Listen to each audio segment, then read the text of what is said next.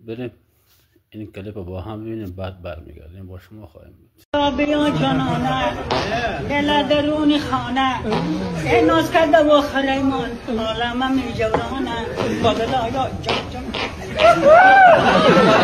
سر بسته گل بچین دسته دسته ای سری چاکی نشسته دانه دانه یک دانه گل خندیده میمانه ناز کرده و خریمان عالم می جورانه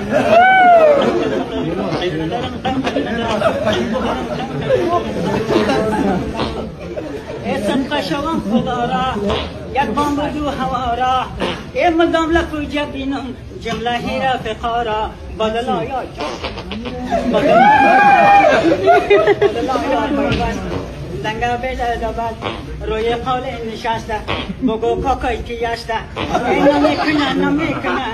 نمیکنه یک کاره چندان فایده نداره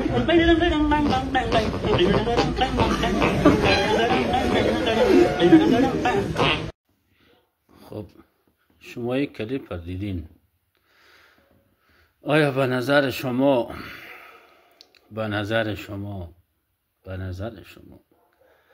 کشوری که چنین اشخاص در او زندگی میکنه آیا امید پیروزی هست؟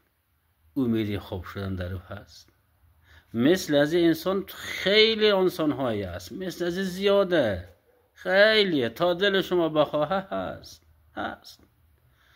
وای وای وای وای. و قرآن خجالت چیز خوبیه. یعنی مرگ بزی انسان از نظر من افتخار. مرگ بزی سعادت. مردن بلزی واقعا افتخاره. ای چی درست کردی؟ چی میگی؟ اصلا تو چی کاری انجام میدی؟ چی آدمی تو؟ اصلا سبحان الله، چه انسان‌های احمق و جاهل پیدا میشه. گر نهد یک خشت را معمار کش تا ثریا می رود دیوار کش.